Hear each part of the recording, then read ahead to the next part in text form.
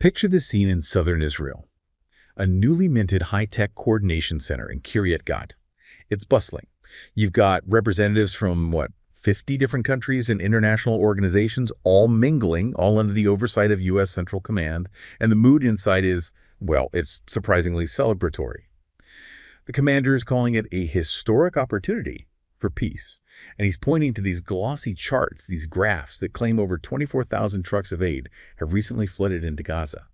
On paper, it looks like a massive logistical triumph, a textbook example of international cooperation finally clicking into place. But then you step outside that air-conditioned room and you look at the actual data coming from the ground, and the picture just violently clashes with reality. While the officials in the center are, patting themselves on the back for a job well done, reports from Gaza depict a deliberate starvation policy still in full swing. The discrepancy is just staggering. Where the center claims a flood of aid, local authorities see a trickle, barely a third of what was promised. And it forces us to confront this question. Is this historic gathering actually solving the crisis? Or is it just the world's most elaborate theater of bureaucracy, built to manage appearances while the tragedy continues unchecked? That dissonance you're describing, it's not just jarring. It's absolutely central to understanding the entire conflict landscape right now. Right. We're looking at a system where global powers have, successfully established this geopolitical nerve center, the Civil Military Coordination Center, the CMCC, and it's intended to be the operational anchor for this sweeping U.S. brokered peace plan. The whole thing rests on it. It does, yet the moment we analyze the operational reports versus the data coming from humanitarian organizations on the ground, the system appears deeply fragile. Almost, you could say, designed to generate these contradictory realities. Okay, so let's unpack this monumental effort. Our mission today is to go deep into the mechanics of this ambitious diplomatic structure, the CMCC, and really understand exactly how it operates. And crucially, we have to get into that disconnect. That's it, that profound disconnect. Why does the data look like a success story in Kiryat Gat, but the human reality on the ground feels like a complete and utter failure? And then we have to explore the immense, arguably insurmountable hurdles that are facing the implementation of Phase 2 of the peace plan. Because, if the logistics and coordination are this strained in Phase 1, what hope is there for the radical political and security restructuring that Phase 2 demands? To start, you really have to appreciate the sheer scope of the CMCC. This wasn't some afterthought. It was a foundational element established back in October 2025 as a core component of that initial 20-point Gaza peace plan. Right. It was anchoring the stabilization and aid parts of Phase 1. Precisely. So it's essentially the command and control center for the post-conflict scenario, even while the conflict is technically just paused. And when it was set up, it was handed a massive three-pronged mandate, wasn't it? Oh, absolutely. Its functions are incredibly comprehensive. Firstly, it's the main coordination hub for stabilization, which really just means managing the transition away from active combat. Secondly, it is tasked with the minute-by-minute monitoring of the ceasefire implementation, making sure both sides are actually sticking to their commitments. And the third one is the big one, the one we hear the most about. And thirdly, and perhaps most urgently, it is responsible for facilitating and streamlining the humanitarian aid flow into the Strip. It's designed to be the single point of contact for every single nation and organization trying to help. I remember Admiral Brad Cooper, who commands CNTCOM. He described the ultimate goal. And it wasn't just about food parcels. He called the center critical to enabling the transition to civilian governance in Gaza. And that's key. That suggests a political mandate that goes way beyond just logistics. It does. The whole concept is that the CMCC provides the crucial bridge.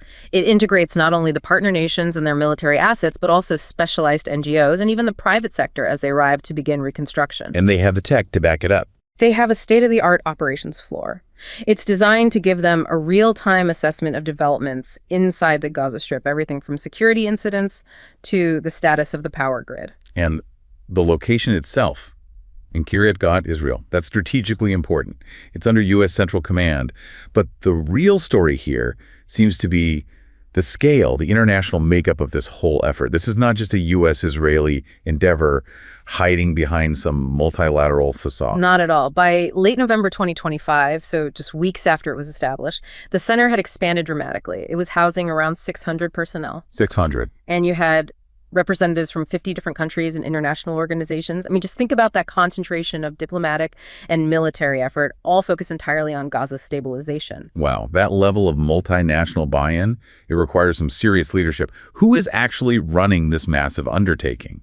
Well, the command structure is highly internationalized, even though it technically falls under the CNTCOM umbrella. It's commanded by Admiral Brad Cooper, but on the ground, he's supported by Lieutenant General Patrick Frank. Okay. And crucially, they brought in a British deputy commander that ensures key Western allies have immediate input and buy-in.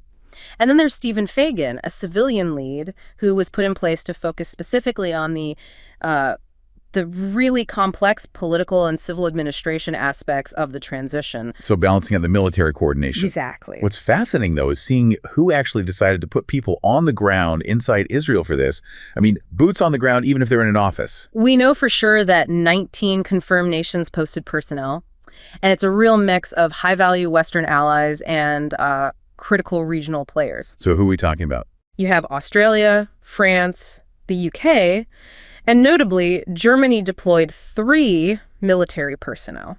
Now, that might not sound like a lot, but for Germany, it signals a real commitment, especially given their, historical reluctance to deploy troops to conflict zones in the Middle East. Yeah, and regionally. Regionally, you have the UAE, Jordan, and Egypt all participating. That is absolutely vital for ground-level cooperation, especially when you're talking about shared borders and just cultural understanding.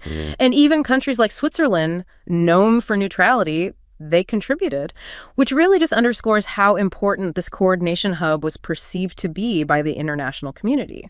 So to manage 600 people from 50 different entities, the structure must be incredibly organized. What are all these people actually doing besides, watching maps all day? Well, they immediately organized into 6 highly specialized working groups, which really shows a complex, multi-layered nature of the post-conflict transition they're trying to manage. Can you break down those 6 areas for us? Certainly. First, you have security and you have intelligence. Okay, the eyes and ears. Exactly. These groups handle real-time threat assessments, they track any non-compliance with the ceasefire, and they try to monitor the disposition of any remaining Hamas fighters or their infrastructure. Makes sense. What's next?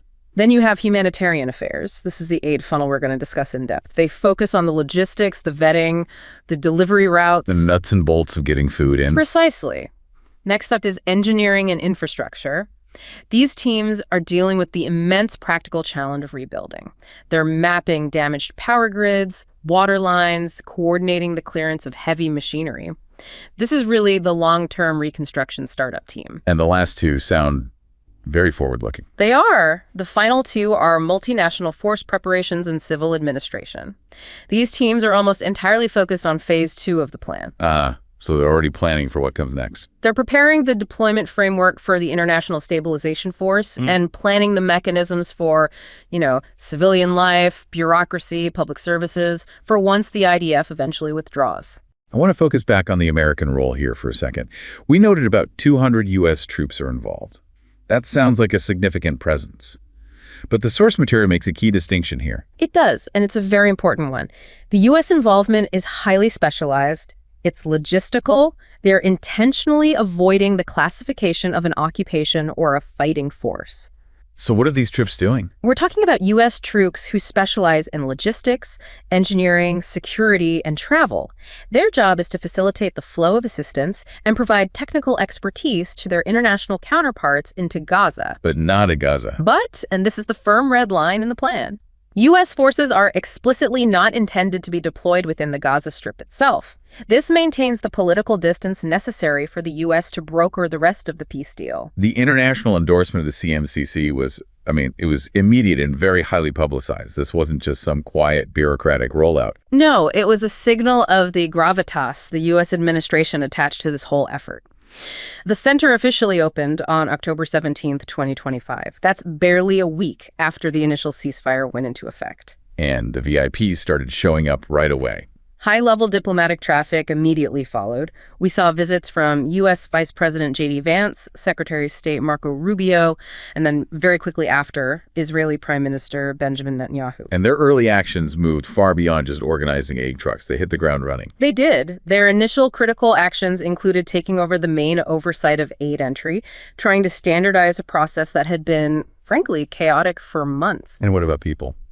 They coordinated the evacuation of over 1,500 dual nationals and medically fragile civilians. That is an incredibly complex task requiring coordination between multiple warring parties and dozens of foreign embassies. Wow. And they began the vital, incredibly dangerous work of clearing unexploded ordnance along the logistical corridors, a task that's often invisible, but it's what determines whether aid can actually move safely or not. So, the CMCC, it paints this picture of perfect, high-tech, organized ambition.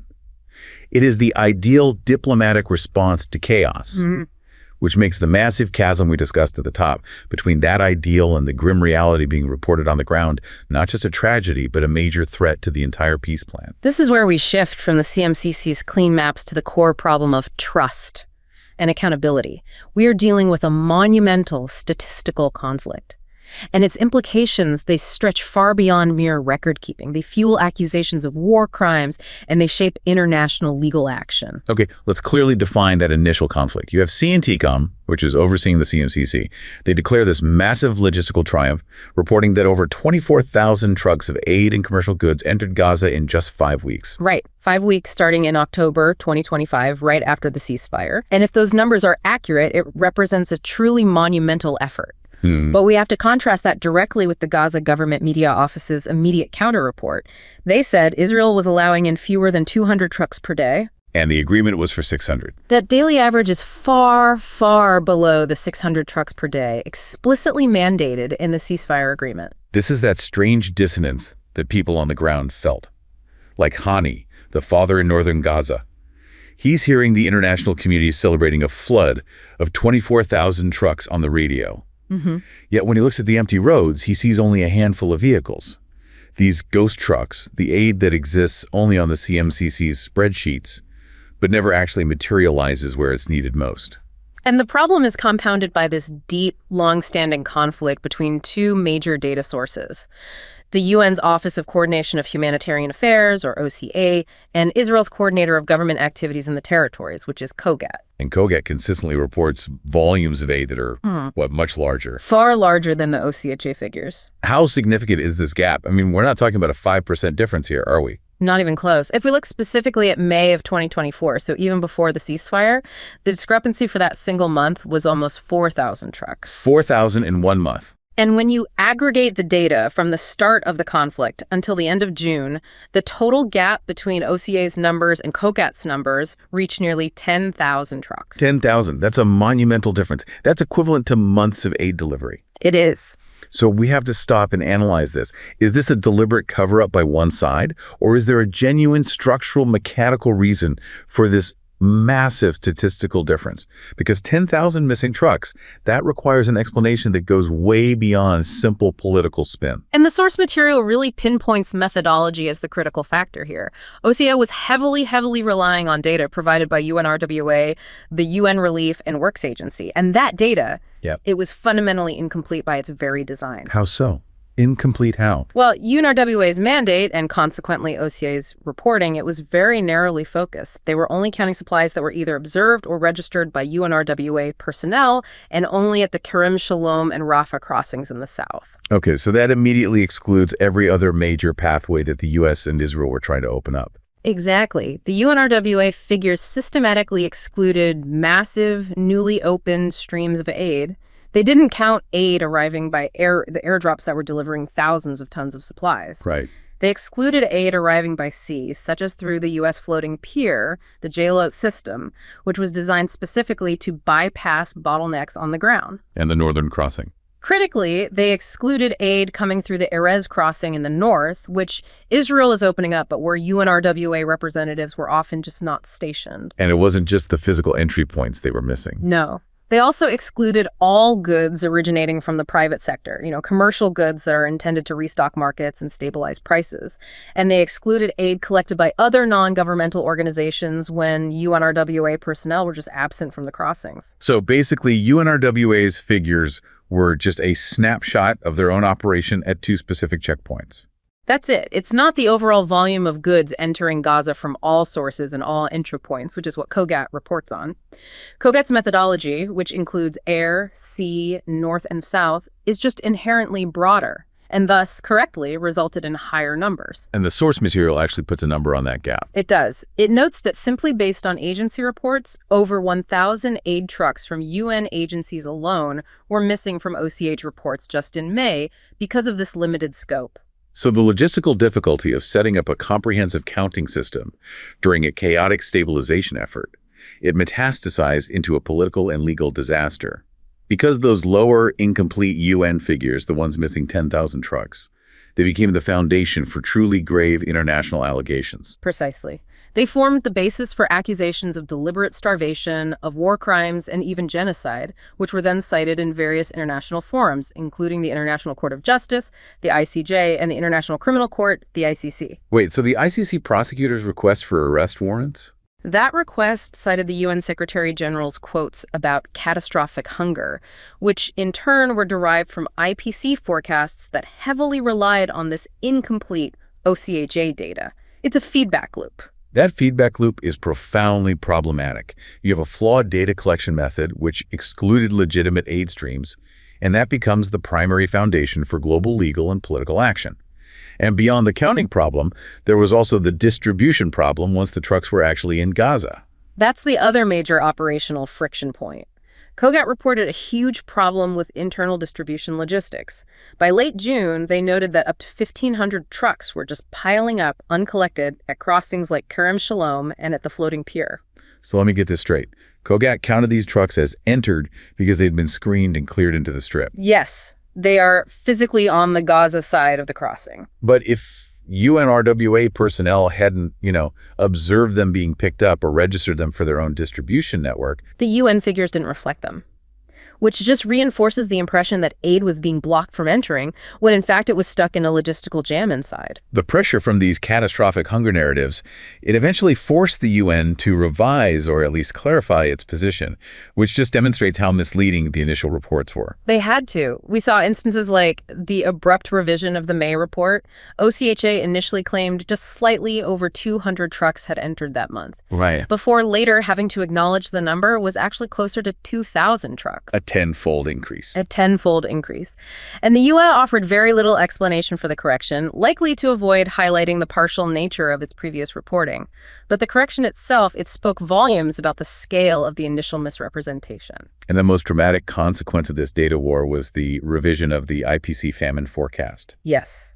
The Integrated Food Security Phase Classification, or IPC, they issued a forecast in March that achieved global infamy. It predicted imminent famine, Phase 5, the most severe category. And this was based on those lower OCHA and UNRWA figures. Heavily, suggesting that over 1.1 million people were facing catastrophic food insecurity. That forecast really shaped the entire global debate regarding Israeli policy. But what happened when it was formally reviewed? Well, the forecast was reviewed in June by the Famine Review Committee, the FRC. That's the technical body that validates these warnings. And the FRC concluded that the available evidence did not indicate that famine thresholds had been passed. So, no famine. They specifically cited the increased flow of food and non-food commodities entering the region, which directly contradicted the data they had been given months earlier. And what was the practical effect of the FRC's findings on the numbers? The IPC subsequently published an updated report, and they dramatically reduced the population classified in Phase 5, that catastrophic state, by more than half.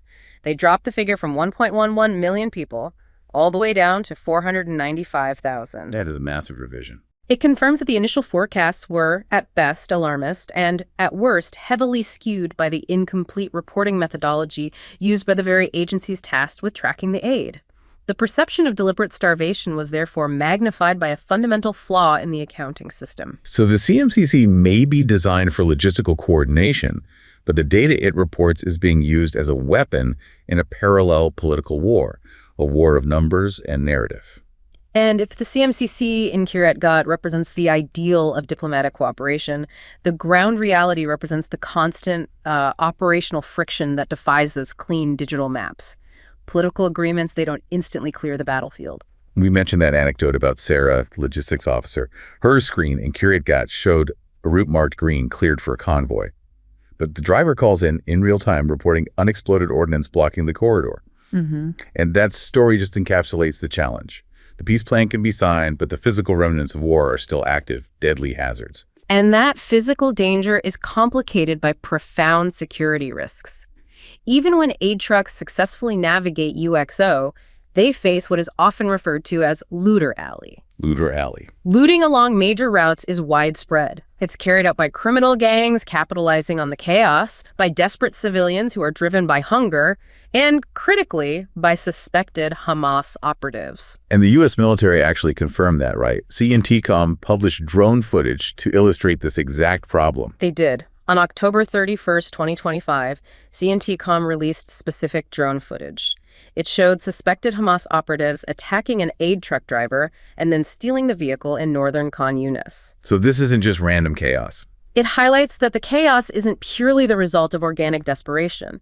It is often organized criminal and political activity designed to undermine the distribution effort and, potentially, to seize resources for themselves. Okay, let's pivot now to the core promise of Phase 1, compliance.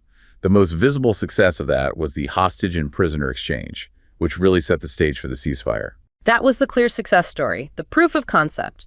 On October 13th, 2025, 20 living Israeli hostages were successfully released in exchange for 2,000 Palestinian prisoners. It showed negotiation was possible. And that the mechanism could function. However, the reciprocal commitment, the return of the remains of all deceased hostages, that was immediately violated by Hamas. And that remains a major breach of trust that continues to strain the ceasefire to this day. As of November 9th, the remains of 4 additional deceased hostages were still being held in the Strip. And that includes some held for a very long time. This includes the remains of Hadar Golden, who was abducted all the way back in 2014. The continuous withholding of those remains, even after the main exchange, it demonstrated Hamas's lack of full compliance with the terms of the deal. And there were political consequences for that. President Trump even issued a public warning on October 26th, stating that Hamas would be held responsible if this non-compliance led to the collapse of the ceasefire. We also have to talk about the deeply troubling, very serious allegations regarding the treatment of the Palestinian prisoners who were returned by Israel. This is an extremely charged area, and it's important we report the allegations as they were stated by the Palestinian authorities. Doctors in Khan Yunis alleged that some of the 150 returned bodies of Palestinians showed signs of severe abuse. What kind of abuse? Specifically torture, direct gunfire at point-blank range, and some were allegedly crushed beneath tank tracks. It was also reported that some bodies were returned still blindfolded and restrained. And this wasn't just about the deceased. No. Beyond the deceased, released living prisoners reportedly showed clear signs of severe beatings and malnutrition. What was the IDF's official response to these very specific and, frankly, horrific claims? The IDF flatly denied the allegations. They stated publicly that they operate in strict accordance with international law and had returned the bodies of combatants. So complete denial. Right. And it is essential to note that while these claims are widely circulated by the Gaza government media office, independent verification of claims like this in a combat zone is nearly impossible. But regardless, the sheer weight of the allegations contributes to a massive deficit of trust, further raising the political temperature around the compliance of Phase 1. Even setting aside compliance on the exchange, the ceasefire itself was immediately strained by continued violence and a failure to adhere to the demarcation lines. According to the Gaza government media office, there were 497 violations by Israel just between October 10th and October 18th alone. And that resulted in casualties. It resulted in 342 Palestinian deaths. These casualties were often attributed to individuals approaching the yellow line, which was the agreed-upon demarcation line defining the limits of the IDF withdrawal and their engagement zones. Can you elaborate on the yellow line? That sounds like a technical term that had immense life-or-death consequences on the ground. The yellow line was a crucial, agreed-upon demarcation intended to create a buffer zone. The IDF withdrew to this line as part of the ceasefire agreement. Any movement by armed or even unarmed Palestinians too close to this line was often interpreted by the remaining Israeli forces as a threat to their forward positions, leading to engagement and casualties. And the frequency of these casualties. It suggests either inadequate communication regarding the rules of engagement or, intentional testing of the line's limits by one side or the other. And the violations weren't just limited to the border areas. Airstrikes continued throughout November, targeting civilian areas. Yes. Despite the ceasefire framework, specific Israeli actions cited include airstrikes throughout November on the 19th, the 22nd, the 27th. These strikes targeted dense areas like Zaytun, Shujaiya, and Khan Yunis, resulting in significant civilian deaths, including children. This persistent, low-level kinetic friction, it directly contradicts the narrative of stabilization that the CMCC is trying so hard to project. Finally, tying all this back to the humanitarian data conflict, the most persistent operational failure of Phase 1 was the continuous failure to meet the aid requirements. Absolutely. The mandated number was 600 trucks per day. Between October 10th and November 2nd, the actual average was only 145 trucks per day. Not even close. Not even a third. And this consistent failure, whether it's caused by bottlenecks, active obstruction, security risk, or deliberate policy, it means that the core humanitarian promise of Phase 1 was fundamentally not met on the ground. And this failure ensures the continued suffering of the civilian population, and it fuels the severe accusations of starvation policies that we detailed earlier. The CMCC can coordinate all it wants, but if the mandated volume isn't physically moving, the whole effort collapses. So Phase 1 was about securing a pause, exchanging captives. Phase 2 is far more ambitious. It's about fundamentally redesigning the Gaza Strip, politically, structurally, and militarily. And it faces hurdles that are significantly more complex and political than the logistical challenges of the CMCC. Okay, let's look at the core blueprint of Phase 2 of this U.S. brokered plan. It focuses entirely on establishing long-term security and governance, turning Gaza into a functional, non-militarized entity. The components are drastic. I mean, they're almost revolutionary for the region. They include the total destruction of Hamas, military infrastructure tunnels, weapon facilities, the total demilitarization of Gaza, the full withdrawal of Israeli forces, the IDF, and the deployment of a temporary international stabilization force, or ISF, to maintain order during the transition. The ultimate stumbling block, though, the absolute cornerstone of this phase, has to be disarmament.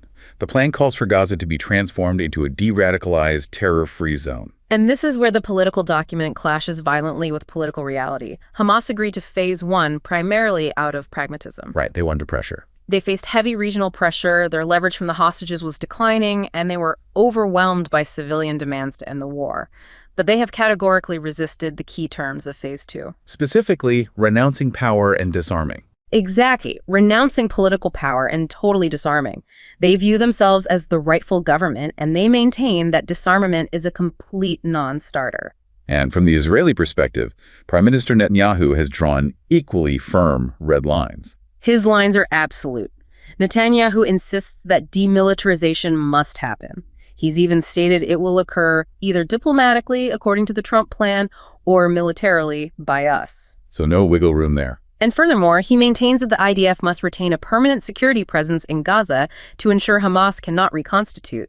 This includes maintaining effective military control over strategic areas like the Philadelphia Corridor. The Philadelphia Corridor is a key strategic choke point.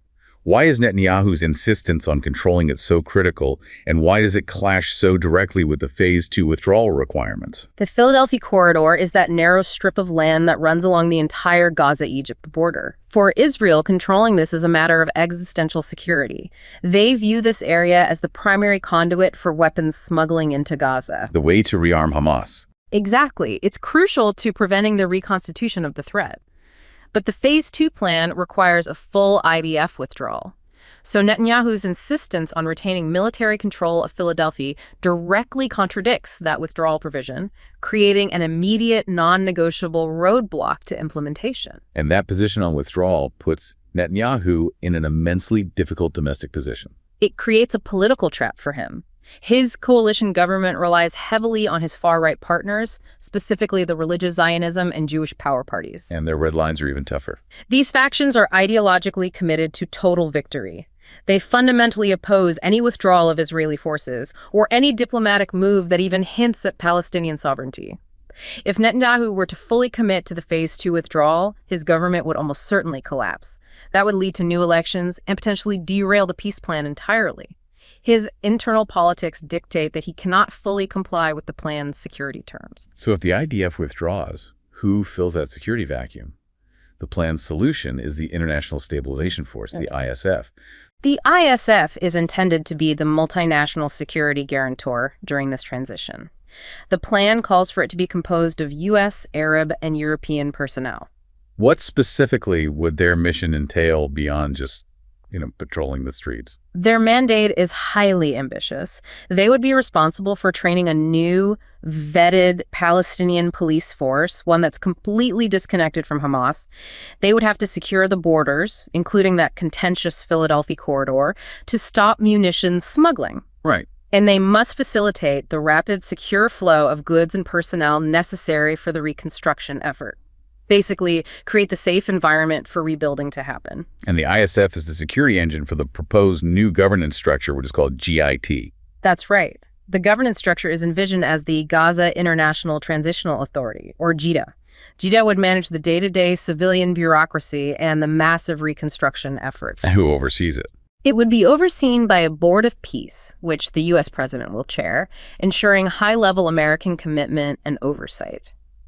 GITA itself would be run by a Palestinian committee, a group of 15 vetted technocrats. Vetted technocrats. Individuals with expertise in things like engineering, finance, public health, but crucially, disconnected from both the Palestinian Authority and Hamas.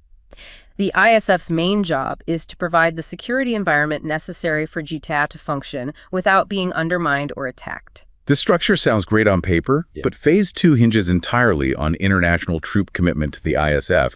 Has anyone actually committed soldiers to this mission? And this is the massive implementation problem. While many key Arab states, including Egypt, Jordan, and the UAE and Turkey, have voiced support for the concept of the stabilization force, most have not publicly committed troops yet. They're hesitant. They appear to favor financial and diplomatic roles, which are, frankly, much less politically risky for them at home. Why the hesitation? What are their conditions? Their commitment is heavily contingent on concrete guarantees regarding Israeli actions. Arab states are not going to put their soldiers in harm's way simply to manage Gaza for Israel. They require guarantees concerning the end of the conflict, the dismantling of illegal settlements in the West Bank, and, most critically, progress toward the establishment of Palestinian statehood. So if Israel doesn't offer political concessions? The ISF will lack the necessary regional manpower to be credible. Which brings us to the political kryptonite of the entire plan, Point 19. Point 19 is the political firecracker. It includes a provision for discussions on a credible pathway to Palestinian self-determination and statehood. It explicitly recognizes this as the long-term aspiration of the Palestinian people. The U.S. administration recognized that without this commitment, regional buy-in and thus Phase 2 funding would be impossible. But this is the one point that Netanyahu's government simply cannot accept. Exactly. Netanyahu has a long and very consistent record of opposing Palestinian statehood.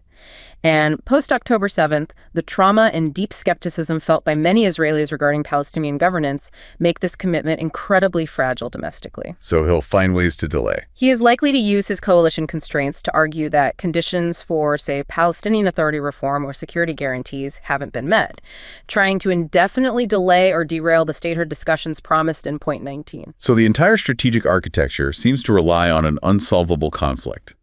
The regional powers won't fund reconstruction or deploy troops without a statehood commitment, but Netanyahu cannot politically survive if he offers that commitment. That is the strategic bind for the United States. The promise of regional normalization, specifically the expansion of the Abraham Accords and the substantial financial backing needed for Gaza's estimated $50 billion reconstruction, it's all tied directly to solving the statehood question. The U.S. is trying to use the carrot of unprecedented regional peace and funding to compel Netanyahu to accept a diplomatic path he has always politically opposed. And that creates a deep conflict between the plan's international requirements and Israel's internal politics. The CMCC in Kiryat Gat, it stands as this monument to international logistical and diplomatic ambition. It really demonstrates what high-level cooperation can achieve in managing the immediate aftermath of a conflict.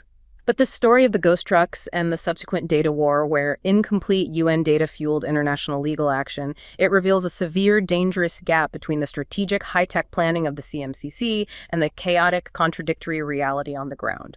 This disconnect, it severely undermines the trust that's necessary for the long-term implementation of any peace. And the success of Phase 2, the actual blueprint for reconstruction and enduring stability, it rests entirely on whether the immense international political will that we see demonstrated in Kiryat Gat can overcome three formidable obstacles: the relentless operational friction and violence on the ground, Hamas's steadfast refusal to disarm, and the crippling internal political constraints facing Netanyahu.